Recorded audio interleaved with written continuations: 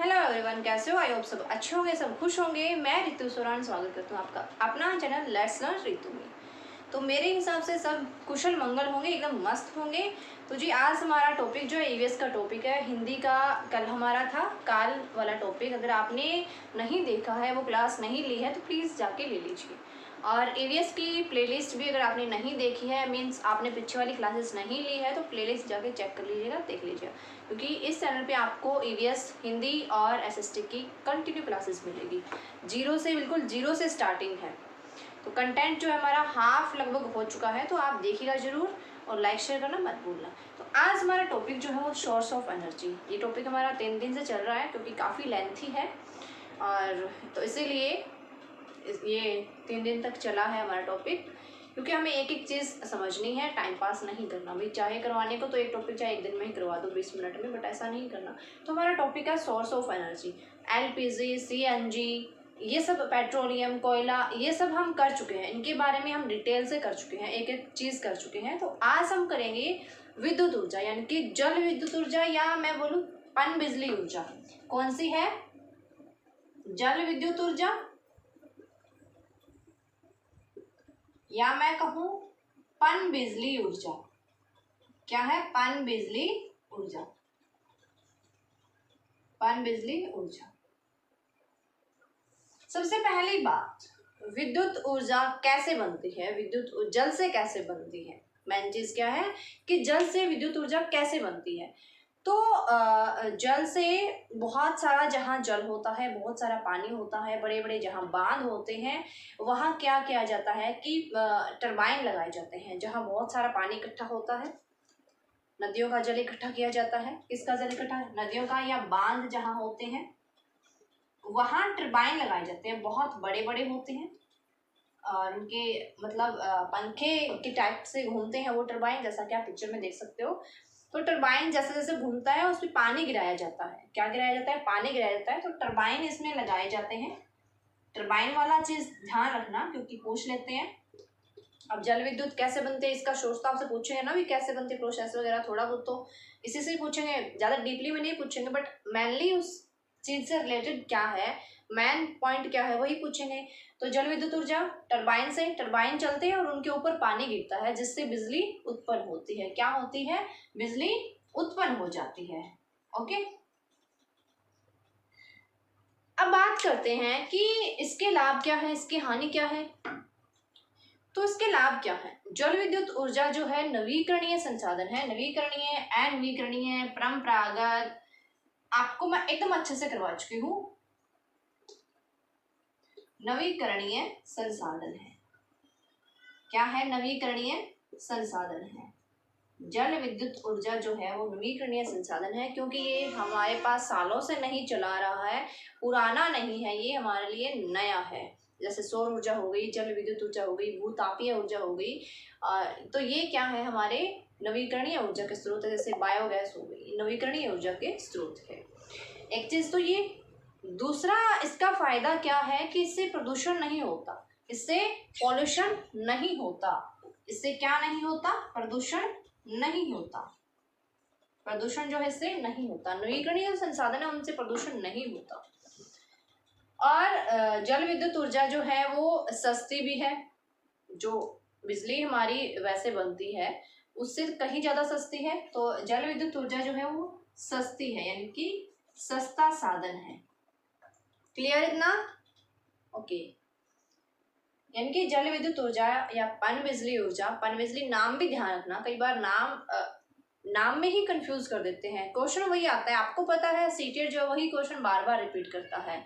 अब जल ऊर्जा है या विद्युत ऊर्जा है, इसे अब इससे ज्यादा क्वेश्चन कहाँ से पूछेगा? यही आएगा, कौन सा संसाधन है, प्रदूषण होता है कि नहीं, महंगी है कि सस्ती, या फिर मतलब क्या इसमें यूज होता है, कैसे बनती है, या फिर इसका नेम। तो आपको ये चीज क्लियर होनी चाहिए। ओके, क्योंकि लैंग्वेज सेंस करता है सीटेट। फॉर्मेशन जो है, जो सेंटेंस जो है वो चेंज करता है, ना कि पॉइंट या जो हमारा कंटेंट है या जो क्राइटेरिया है वही सेम रहता है। ओके, इतना क्लियर है? नेक्स्ट है हमारे बांध।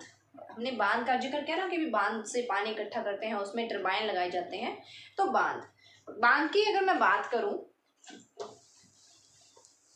बहुत ज़्यादा एरिया में बनते हैं। नदी है वो तो ठीक है, कम एरिया में बन जाती है क्योंकि वो उसकी लंबाई ज़्यादा होती है। बांध जो है एक जगह स्थान घेरता है। तो बांध नदियों का जल इकट्ठा किया जाता है। और बांध क्यों बनाया जाता है? बाढ़ से बचने के लिए, बाढ़ को रोकने के लिए। जैसे कि अभी बहुत सारे एरियाज में बाढ़ आई हुई है, बहुत बुरा हाल है, पाकिस्तान में भी आई हुई है, हम सेफ है भाई। तो बाढ़ को रोकने के लिए बांध बनाए जाते हैं। बांध बहुत बड़े बड़े होते हैं। ओके, बाढ़ को रोकने के लिए बांध बनाए जाते हैं। अब दूसरा, बाढ़ जो बांध होते हैं उसका पानी होता है, उससे बिजली बनती है क्योंकि टरबाइन चलाए जाते हैं उसमें। दूसरा ये हो गया। तीसरा, खेतों आसपास के जो खेत हैं उनकी सिंचाई में काम आता है ये पानी। जो पानी इकट्ठा किया, वैसे अगर बाढ़ आ गई तो वो पानी वैसा ही बहेगा ना, लोगों के घर बहेंगे, लोग बहेंगे, पशु बहेंगे, और वो पानी भी यूं ही जाएगा, वेस्ट जाएगा। अब एक टाइम तो बाढ़ आई है, बट बाढ़ आने के 10 दिन बाद ही जो जमीन है वो सूखा मान जाएगी, ऐसा होता है ना। तो वो पानी इकट्ठा कर लिया जाता है ताकि बाद में ये पानी काम आए, सिंचाई के काम आए। तो आसपास के जो खेत हैं तो वो नदियों के थ्रू उस पानी को निकालते हैं, तो उससे सिंचाई के काम आता है। क्लियर? अब बात है कि बाढ़ जो बांध है उसके नुकसान क्या है। फायदा तो ठीक है, लेकिन नुकसान क्या है उसकी? तो एक चीज तो ये कि ये जो है बहुत महंगा है, इसका निर्माण करना जो है बहुत महंगा है, ये महंगी प्रक्रिया है। बांध का निर्माण करना जो है वो महंगी प्रक्रिया है। क्लियर? और क्या है कि आपको पता है बांध जो है, बाढ़ और बांध नाम एक जैसे हो गए, बड़ी पचल हो रही है। बांध जो है वो नदियों के किनारे बनाए जाते हैं, मतलब नदियों के पास बनाए जाते हैं, क्योंकि उन्हें नदियों का पानी भी इकट्ठा करना होता है उसमें। और जब पानी की कमी हो तो बांध का जो पानी है वो नदी में छोड़ा जाता है, तो इस वजह से। तो आपको पता है नदियों के पास जो आबादी है वो बहुत ज़्यादा होती है, नदियों के पास आबादी बहुत ज़्यादा होती है। तो जिस जगह पे बांध बनता है, जिस जगह पे बांध बनता है, तो वहाँ से बहुत सारे लोगों के घर जो है वो शिफ्ट हो जाते हैं, मतलब भाई उनका बसेरा है वो वहाँ से ख़त्म हो जाता है। यानी कि पुनर्वास की बहुत बड़ी प्रॉब्लम है, बांध की वजह से पुनर्वास की प्रॉब्लम जो बहुत बड़ी प्रॉब्लम है, लोगों को अपने घर छोड़ने पड़ते हैं। इनफैक्ट लोगों को ठीक है घर छोड़ने पड़ते हैं, गवर्नमेंट उन्हें मुआवजा देती है, पैसे देती है, चल ठीक है, वहाँ तक ठीक है, उनको अनाउंस किया जाता है पहले से, वो मेंटली प्रिपेयर होते हैं। बट पशु पक्षी उनको कौन जा के अनाउंस करके आता है कि भाई यहाँ बांध बनने वाला है, यहाँ से उठा लो अपना बोरिया बिस्तर, यहाँ बांध बनने वाला है, ऐसा तो नहीं है। तो पशु पक्षियों जो है उनके आवास उजड़ जाते हैं, मीन्स उनके आवास जो है वहाँ से ख़त्म हो जाते हैं, पशु पक्षियों को आवास जो है वो डूब जाते हैं। क्लियर? तो ये था बांध का नुकसान, और बहुत ही महंगी प्रक्रिया है। बांध जो है बहुत ही महंगी प्रक्रिया है। और अगर मैं बात करूं, यानी कि खर्चीला है, सबसे लंबा बांध जो है वो हीराकुंड बांध है। सबसे लंबा बांध कौन सा है? हीराकुंड बांध है सबसे लंबा बांध, जिसकी लंबाई सबसे ज्यादा है वो कौन सा है? हीराकुंड। और एक है टिहरी बांध जो कि उत्तराखंड में है। कुछ के बारे में पूछ लिया जाता है, टिहरी बांध कहाँ पर है? उत्तराखंड में है। इसके बारे में आपको मैं छोटी सी स्टोरी बताऊंगी भाई। टिहरी बांध जो वाला लेसन है हमारे 9th क्लास में आता था, मेरे हिसाब से 9th में था ना, हाँ 9th क्लास में आता था, जो हमारी पतली वाली बुक थी ना उसमें आता था 9th क्लास में। टिहरी वाली वो बुजुर्ग सी औरत थी माटी की, उसके पास 2-3 बर्तन थे बस, वहाँ बांध बन गया था, उसका घर उजड़ गया था, तो ऐसा कुछ लेसन था हमारा। तो उसमें क्या होता कि उसमें 9 क्वेश्चन थे शायद, हाँ 9 क्वेश्चन थे, बड़े बड़े थे। तो सर हमें राइटिंग करने के लिए देते कि भाई 9 क्वेश्चन लिख के लाने हैं। और हिंदी वाले जो सर थे उनको राइटिंग से बड़ी चिढ़ थी, मतलब थोड़ी सी भी गंदी राइटिंग हो तो उनको बड़ी चिढ़ थी। तो मेरी राइटिंग जो थी वो अच्छी नहीं थी सर के हिसाब से, मेरे हिसाब से तो अच्छी थी, तो सर के हिसाब से अच्छी नहीं थी। तो मैं 9 क्वेश्चन लिख के लाई, तो क्या हुआ, सर ने क्रॉस, कम से कम हमारे 3 सेक्शन थे, 100 स्टूडेंट थे, तो क्रॉस कर दिया, दोबारा लिखो, डू अगेन। फिर दोबारा मैं लिख के लाई, फिर दोबारा वही काम, क्रॉस कर दिया कि अच्छी राइटिंग को कोई फ़र्क ही नहीं है इसमें, तो थोड़ा 2-4 और सुनाई। फिर तीसरी बार मैंने अपनी मम्मी से लिखवाया, मैंने कहा मम्मी आप लिखो, मम्मी की राइटिंग जो है बहुत अच्छी थी, मैंने कहा मम्मी आप लिखो, अब मैं नहीं लिखती। तो मम्मी ने लिख के दी 9 के 9 क्वेश्चन। तो भी सर ने क्रॉस कर दिया, इनफैक्ट नोटबुक फेंक के मारी मेरी। तो मुझे यूँ लगा भी सर को तो मेरे से प्रॉब्लम हो गई है। इतनी अच्छी राइटिंग है मम्मी की, हालांकि बहुत अच्छी राइटिंग थी, मेरे से भी अच्छी राइटिंग थी, इतनी अच्छी राइटिंग है, उसके बावजूद भी नोटबुक मेरी फेंक के मारी है। उसके बाद मैंने क्या किया भाई, वो नोटबुक घर पे ले जाकर रख दी और मैंने कहा सर मेरी नोटबुक गुम हो गई है। उसके बाद मैंने भी लिखा ही नहीं, क्योंकि वो लास्ट उसके बाद जो है लास्ट लेसन था, उसके बाद एक लेसन और था। मैंने कहा मेरी नोटबुक गुम हो गई है, मेरे पास नहीं है नोटबुक, और नई अभी मुझे लानी नहीं है, एग्जाम होने वाले हैं। तो बात खत्म हो गई। तो वो चीज़ मुझे बहुत बार याद आती है कि भाई मतलब एक राइटिंग के लिए मैंने एक वो जो लेसन है वो मैंने 4 बार लिखा है ना। तो कुछ चीज़ें याद रहती है, तो उस वजह से वो सर भी हमेशा याद रहते हैं कि हाँ भाई सर तो वो थे, हिंदी के टीचर थे। तो ये तो हो गई। चलो कुछ कुछ बातें कई बार याद आ जाती है जब हम पढ़ाते हैं, तो एग्जाम्पल्स कई बार ऐसे एग्जाम्पल्स होते हैं, मीन्स अगर हम देते हैं तो वो हमें याद भी रहते हैं, इससे से कनेक्ट हो जाते हैं एग्जाम्पल्स, कभी भूलते नहीं है फिर। तो टिहरी बांझो उत्तराखंड में है, तो ये क्वेश्चन जो मैं कभी नहीं भूली, क्योंकि भाई इस लेसन से बड़ी प्रॉब्लम हुई है मुझे। 4 बार मैंने लिखे, बड़े मुश्किल लगते थे लिखना, ऊपर से इतने बड़े बड़े क्वेश्चन, और उन सर की आदत थी कि एक लाइन भी नहीं छोड़नी है भाई, बुक से जितना है उतना पूरा लिखोगे। तो चलिए आगे बात करते हैं। एक है भांगड़ा नागल बांध जो कि सतलुज नदी पे बना हुआ है, उसके बारे में पूछ लेते हैं। भांगड़ा नागल बांध जो कि सतलुज नदी पे बना हुआ है। उसके बाद नेक्स्ट हम बात करते हैं सौर ऊर्जा। सौर ऊर्जा भाई लाइक शेयर नहीं किया ना तो वो कर दीजिएगा। आप कमेंट नहीं करते, कमेंट वाले सेक्शन में कोई भूत भूत नहीं है, आराम से अपनी हाजिरी दिया करो, आराम से रहा करो, एक तो कमेंट तो कर दिया करो ना, ज़्यादा नहीं। सौर ऊर्जा, सौर ऊर्जा क्या है? जो हमें सूर्य से मिलती है, जो हमें सन से मिलती है, वो क्या है? सौर ऊर्जा। यानी कि जो ऊर्जा हमें सूर्य से मिल रही है वो ऊर्जा क्या है भाई? सौर ऊर्जा है। ये हमारा सूर्य है, इससे हमें सबको ऊर्जा मिल रही है। हालांकि पौधे जो है वो तो अपना भोजन बनाते हैं इसकी ऊर्जा से। पौधे क्या करते हैं? अपना भोजन बनाते हैं, और कहीं ना कहीं हम डायरेक्ट इनडायरेक्ट वैसे पौधों से कनेक्टेड है, यानी कि हमें उनसे भोजन चाहिए, हम उन पे निर्भर हैं। और भी इसका जो है सौर ऊर्जा का विद्युत बनती है, इनकी बिजली ही बनती है। सौर ऊर्जा विद्युत के रूप में यूज की जाती है, तो सूर्य से हमें प्राप्त होती है। सौर ऊर्जा जो है एक नवीकरणीय संसाधन है। क्या है? नवीकरणीय संसाधन है। सौर ऊर्जा एक नवीकरणीय संसाधन है। आगे मैं बात करूं, सौर ऊर्जा जो सूर्य की ऊष्मा, यानी कि सूर्य की जो हीट और लाइट, हीट एंड लाइट दोनों ही जरूरी है, यानी कि सूर्य की हीट एंड लाइट, इनसे सौर ऊर्जा बनती है। इतना क्लियर है? अब मैं बात करूं कि इसके लाभ क्या है, तो इसके एक तो लाभ ये है कि प्रदूषण नहीं होता, बहुत अच्छा साधन है ये, बहुत ही अच्छा साधन है ये भाई। एक तो ये नवीकरणीय साधन है, नवीकरणीय साधन है। नवीकरणीय वाला चीज है ना, आप सारे क्लियर रखना, अपने A to Z ध्यान में रखना कि भाई नवीकरणीय में कौन कौन से आते हैं। नवीकरणीय साधन संसाधन, सॉरी, नवीकरणीय संसाधन है एक तो ये, ऊपर से इसको मतलब यूज करने में या इसको प्राप्त करने में प्रॉब्लम नहीं होती, इजिली हमें मिल जाती है ये। और दूसरा ये हमें हर टाइम मिल जाती है। ऐसा नहीं है कि भाई जैसे मैं कहूँ बिजली है वो कट हो जाती है, भाई बारिश आ गई या आंधी आ गई तो बिजली कट हो जाएगी, बिजली चली जाएगी, नहीं आएगी, वो सही नहीं है। अगर दिन में धूप है, अच्छी खासी धूप है, तो बैटरी जो है अच्छे से आराम से चल जाती है, कोई वो प्रॉब्लम नहीं है कि बारिश आ गई तो लाइट नहीं रहेगी या आंधी आ गई तो लाइट नहीं रहेगी, यानी कि हर टाइम हम इसको यूज कर सकते हैं, कोई मौसम कुछ नहीं देखता ये। दूसरी बात क्या है, और क्या यूज करना आसान है, और क्या होता है कि हमें बहुत ज्यादा मात्रा में मिल जाती है। जैसे हमारे यहाँ, हमारे उष्णकटिबंधीय जो देश है, हमारे यहाँ क्या होता है कि मई, जून, जुलाई, अगस्त, इनमें तो इतनी गर्मी होती है, इतनी मतलब सूरज की जो है हीट मिलती है, इतनी लाइट होती है, मतलब जितना मर्जी उसको यूज करो, जितना मर्जी उसको यूज करो।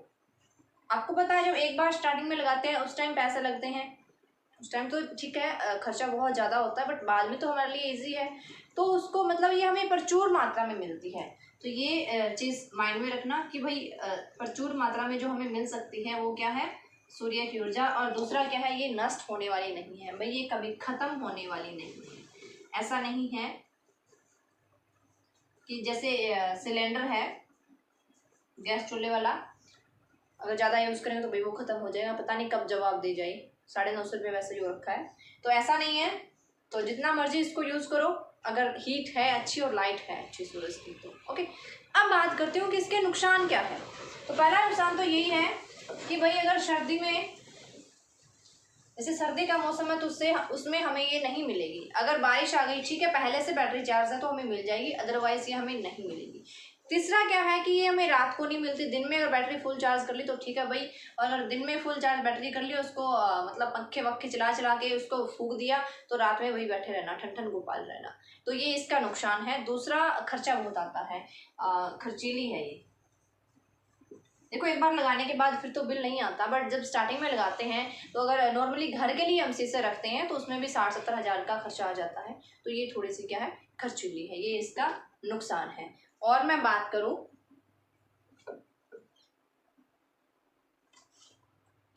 हाँ यही है, ये केवल हमें दिन में प्राप्त होती है, अभी रात को नहीं हो पाती। तो ये इसके नुकसान और फायदे हैं। ओके, अब आगे है नेक्स्ट पवन ऊर्जा। नेक्स्ट क्या है, पवन ऊर्जा। पवन ऊर्जा जो है नवीकरणीय साधन नहीं है, क्योंकि इसको हम हमेशा से यूज करते आ रहे हैं भाई। ये नवीकरणीय साधन नहीं है, परंपरागत में ऐड होता है, क्योंकि हम इसको स्टार्टिंग से यूज करते आ रहे हैं। क्लियर है इतना। पवन ऊर्जा में क्या होता है, जहाँ बहुत ज़्यादा हवा चलती है, बहुत तेज़ी से हवा चलती है, वहाँ इसका यूज़ होता है भाई, वहाँ पवन से ऊर्जा बनाई जाती है। अब ये जो है, ये चीज़ इसका फ़ायदा क्या है भाई, ये हम नष्ट नहीं होने वाली है, ये नष्ट होने वाला संसाधन नहीं है, क्षय संसाधन नहीं, ये अक्षय संसाधन है। अक्षय संसाधन में आता है, क्योंकि ऐसा तो नहीं हवा चलनी बंद हो जाएगी। हाँ, किसी एरिया में कम चलती है, किसी में बहुत तेजी से चलती है ना, किसी में गर्म चलती है तो किसी में ठंडी चलती है, बट हवा बंद तो नहीं होगी ना। अगर बंद हो गई तो हमारा कल्याण हो जाएगा। तो ये हमेशा मिलेगी, मिलती थी और मिलती रहेगी भाई, ये चीज़ है इसका। एक तो बेनिफिट ये है। और क्या है कि पवन ऊर्जा का यूज जो है वो प्राचीन टाइम से हो रहा है भाई, प्राचीन समय से हो रहा है, मीन्स पुराने समय से हो रहा है। सीटेट की जो ईवीएस है ना, एकदम बच्चों वाली ईवीएस है। जब आप यहाँ पढ़ते हो तो कभी कभी यूँ लगता होगा भाई, ये मतलब ये बताने की क्या जरूरत है, ऐसा लगता हो ना। बट यही चीज़ें आती है, यही चीज़ें मेनली आती है आपकी। आप जो चीज़ें आप इग्नोर करते हो कि भाई इसको क्या ज़रूरत है पढ़ने की, तो पता ही है, तो वही चीज़ें आती हैं, वही चीज़ें आपको कंफ्यूज करती है, क्योंकि उन चीज़ों में आप डिफरेंस क्रिएट नहीं कर पाते हो कि भाई हाँ कहाँ क्या आएगा, माइनर सा डिफरेंस होता है ना। तो ये चीज़ है। आगे मैं बात करूँ पवन ऊर्जा की,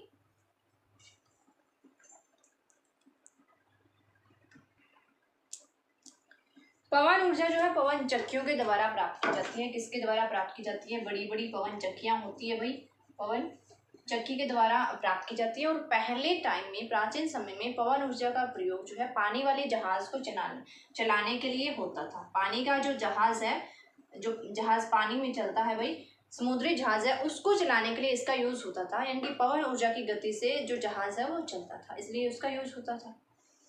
आज जो है पवन चक्की के माध्यम से जो है पवन ऊर्जा बनाई जाती है, इससे यानी कि विद्युत भी बनती है पवन ऊर्जा से। जहाँ मतलब बहुत ज़्यादा हवाएं चलती है, यानी कि जिस एरिया में 20 किलोमीटर प्रति घंटा की रफ्तार से हवा चलती है, वो वहाँ एक अच्छा स्रोत है, पवन ऊर्जा अच्छे से मिल जाती है, एनर्जी जो वो अच्छे से क्रिएट होती है। दूसरी मैं बात करूँ पवन ऊर्जा की कि इसका फ़ायदा क्या है। फ़ायदा ये हर जगह मिल सकती है। दूसरा क्या फायदा है इसका कि इससे कोई नुकसान नहीं होता, ये इससे कोई प्रदूषण नहीं होता, इससे प्रदूषण नहीं होता। तीसरा, इससे विद्युत बनती है। अब अगर इसके नुकसान की बात करें तो क्या नुकसान है, एक तो दूर संचार में प्रॉब्लम होती है।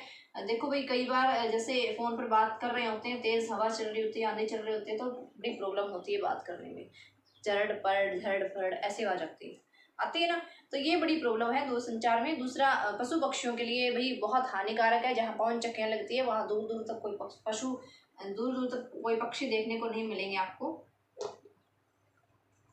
ठीक है, पक्षियों के लिए बड़ी हानिकारक है ये। और मैं बात करूँ कि ये महंगा है। अब हर इंसान तो ये नहीं लगा सकता ना, गवर्नमेंट के थ्रू लग सकता है। ये क्या है, महंगा है। तो आज का टॉपिक हमारा इतना ही। आगे भूतापीय ऊर्जा, ज्वारीय ऊर्जा वो हम कल करेंगे। क्योंकि एक साथ करेंगे तो वो चीज़ें कंफ्यूजिंग हो जाती है, मिक्स हो जाती है, तो वो हमें नहीं करना। अब 2-4 क्वेश्चन कर लेंगे इसके, ताकि हमें पता चल जाए। तो भाई अगर लाइक शेयर नहीं किया ना तो वो ज़रूर कर देना। आप सब्सक्राइब करना भी मत भूलना प्लीज़। कमेंट किया करो ताकि मुझे एक मोटिवेशन मिले। आप कमेंट बिल्कुल नहीं करते, मतलब एक छुट्टी है कमेंट से, तो ऐसा लगता है जैसे कमेंट सेक्शन ऑफ है। कभी कभी तो मुझे ऐसा लगता है कहीं कमेंट सेक्शन ऑफ तो नहीं कर रखा, बल्कि ऑफ तो होता नहीं है, आप करते नहीं हो ना, इसलिए। तो प्लीज़ कमेंट किया करो, लाइक शेयर किया करो। और अगर कोई इम्प्रूवमेंट की ज़रूरत है, अगर यूँ लगे कि साथ साथ प्रैक्टिस सेट होने चाहिए या प्रीवियस ईयर जो है साथ साथ होने चाहिए, तो भी आप बता सकते हो। या फिर यूँ है, मुझे तो यूँ लगता है कि पहले हम कंटेंट कर लेते हैं, थोड़ा सा अगर और हो जाता है 2-4 टॉपिक और, देन हम प्रैक्टिस सेट स्टार्ट कर लेंगे। क्लियर? Okay, thank you.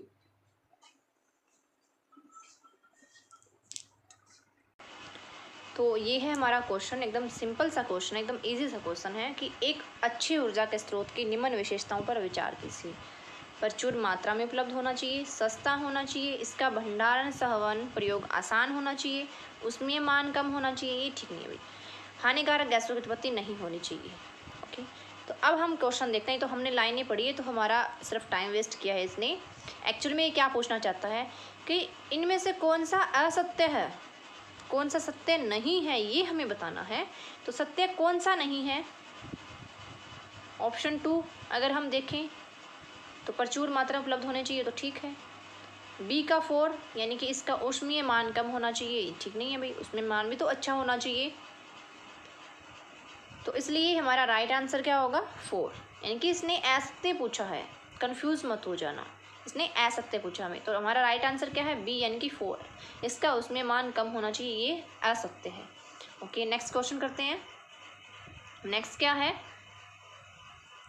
निम्न में से कौन परंपरागत ऊर्जा के स्रोत है, और जो ऊर्जा के परंपरागत स्रोत है वो हमें बताने हैं कि कौन से हैं। कोयला, पवन, लकड़ी। परंपरागत स्रोत, तो ये तीनों ही जो है, कोयला, पवन, लकड़ी, तीनों ही ऊर्जा के परंपरागत स्रोत है। देखो यहाँ से भी अंदाज़ा लग जाता है, गैस करना भी ज़रूरी है। अगर यहाँ पेट्रोलियम या कुछ और लिखा होता तो हम कंफ्यूज होते, बट यहाँ तीनों ही चीज़ें हमें परंपरागत दी है, कोयला, पवन, लकड़ी। तो तीनों ही क्या है? परंपरागत ऊर्जा के हमारे स्रोत हैं। एक होते हैं परंपरागत, दूसरे होते हैं हमारे गैर परंपरागत ऊर्जा के स्रोत। जैसा कि मैंने आपको क्लास में अच्छे से करवाया था कि भाई परंपरागत ऊर्जा के स्रोत हैं वो कौन से होते हैं, और गैर परंपरागत ऊर्जा जो स्रोत है वो कौन से होते हैं। अगर आपने वो वाली क्लासेस नहीं ली है तो आप ले लीजिए, क्योंकि जब तक आपने टॉपिक क्लियर ही नहीं है, कंटेंट क्लियर ही नहीं है, तो फ़ायदा क्या हुआ। तो परंपरागत ऊर्जा का स्रोत होता है भी, इनका जो यूज़ है वो बहुत लंबे टाइम से हो रहा है, वो होते हैं परंपरागत ऊर्जा के स्रोत। और जिनका यूज़ हाल ही में स्टार्ट हुए, हाल ही में मीन्स ऐसा नहीं कि 10-15 मिनट पहले, भी कुछ सालों से स्टार्ट हुआ है, वो होते हैं अपरंपरागत। तो इनका तो यूज़ हमेशा से हो रहा है, तो ये तो क्या है? परंपरागत ऊर्जा के स्रोत है। नेक्स्ट है परमाणु ऊर्जा है। परमाणु ऊर्जा है, परमाणु ऊर्जा कौन सी है हमें ये बताना है। अनविकरणीय है, गैर परंपरागत है, परंपरागत है, या दोनों, यानी कि ए और बी दोनों है। तो परमाणु ऊर्जा क्या है? अनविकरणीय भी है। अनविकरणीय कौन सा होता है? जो एक बार यूज़ होने के बाद जिसका हम दोबारा यूज़ नहीं कर सकते। और परमाणु ऊर्जा जो है हमारी गैर परंपरागत भी है, क्योंकि इसका यूज़ लंबे समय से नहीं हो रहा है, इसका यूज़ अभी स्टार्ट हुआ है। परंपरागत जिसका यूज़ लंबे टाइम से हो रहा है, प्राचीन समय से हो रहा है, और गैर परंपरागत जिसका जो एक टेक्निक आई है, एक किस्म से टेक्निक के रूप में जिसका यूज़ हो रहा है, वो क्या है? गैर परंपरागत। तो इससे दोनों ही सही है, D is our right answer. एक क्वेश्चन में आपके कम से कम 3 या 4 क्वेश्चन क्लियर हो रहे हैं। आगे है हमारा क्वेश्चन 4। निम्न में से किस कोयले का सबसे ज़्यादा उपयोग किया जाता है? किस कोयले का उपयोग जो है वो सबसे ज़्यादा होता है? P, lignite, bitumens, anthracite. 4 types के हैं, पीट होता है ये लिखा गया, पीट, लिग्नाइट, बिटुमिन्स, एंथ्रासाइट। तो किस कोयले का यूज़ जो है सबसे ज़्यादा होता है ये हमें बताना है। तो यहाँ अगर मैं बात करूँ, जो एंथ्रासाइट जो होता है कोयला, वो सख्त कोयला होता है, बेस्ट क्वालिटी का कोयला होता है, A1 कोयला होता है एंथ्रासाइट। बिटुमिन्स जो होता है वो घरेलू कोयला होता है। बिटुमिन्स क्या होता है? घरेलू कोयला होता है, इनकी घरों में इसका यूज़ किया जाता है। और आपको पता है जो चीज़ घरों में यूज़ की जाती है उसका सबसे ज़्यादा यूज़ किया जाता है, उसका यूज़ जो है सबसे ज़्यादा किया जाता है। तो सबसे जो हमारा आंसर जो है वो क्या है हमारा? बिटुमिन्स। बिटुमिन्स कोयला जो है उसका सबसे ज़्यादा यूज़ होता है। और लिग्नाइट जो है भूरा कोयला होता है। क्लियर? पीट सबसे घटिया क्वालिटी का कोयला होता है, एंथ्रासाइट सबसे बेस्ट क्वालिटी का होता है। इतना क्लियर है? आगे चलते हैं। 5 नंबर क्वेश्चन क्या है कि पश्चिम बंगाल का कौन सा जो क्षेत्र जो है कोयला उत्पादन में अग्रणी है। देखो जब मैंने आपको करवाए थे क्वेश्चन तो ऐसे ही क्वेश्चन करवाए थे, यानी कि एक जो हमारा टॉपिक है या एक जो हमारा मैं कहूँ कंटेंट है उसके लिए बस 5-6 लाइनें ही काफ़ी है। जैसे कोयला के बारे में या पेट्रोलियम के बारे में या विद्युत ऊर्जा के बारे में बस 5-6 लाइनें ही काफ़ी है, वहीं से क्वेश्चन आते हैं। पश्चिम बंगाल का कौन सा क्षेत्र जो है कोयला उत्पादन में अग्रणी है? झरिया, धनबाद, बोकारो, रानीगंज। तो पश्चिम बंगाल का कौन सा क्षेत्र है जो कोयला उत्पादन में अग्रणी है? तो रानीगंज जो क्षेत्र है कोयला उत्पादन में अग्रणी है। कौन सा क्षेत्र है? रानीगंज जो क्षेत्र है पश्चिम बंगाल में अग्रणी है, यानी कि झारखंड में जो है।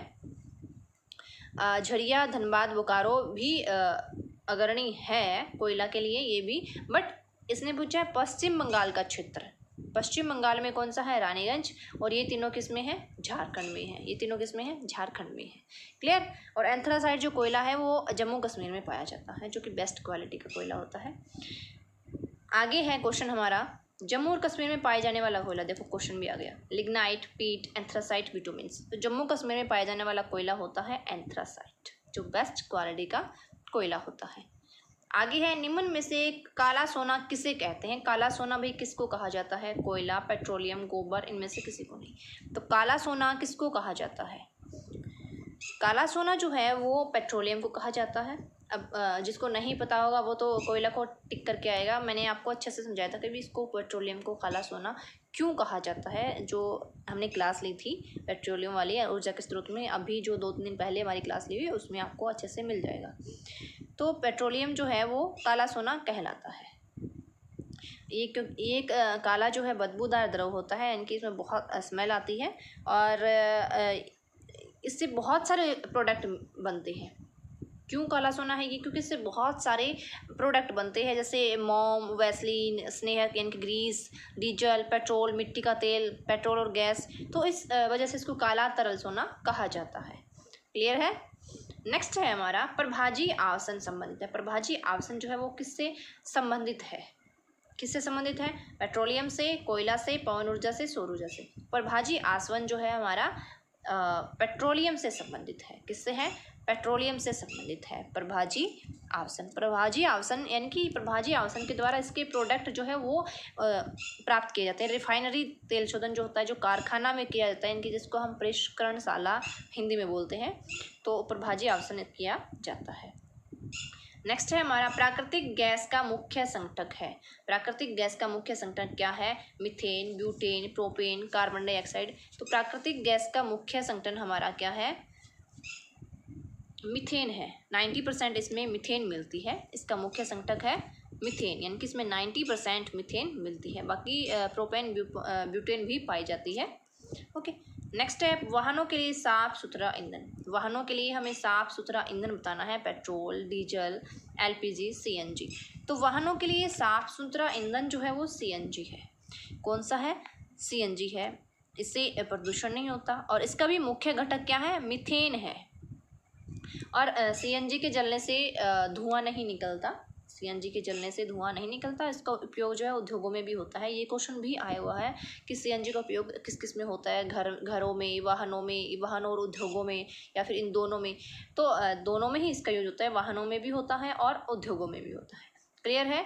तो इतने क्वेश्चन बहुत है भाई, पता लग जाएगा आपको भी आपको कितना समझ आया, और ये भी पता लग जाएगा क्वेश्चन किस टाइप के आते हैं। लाइक शेयर जरूर कर देना भाई, उसकी कमी मत रखना। Thank you.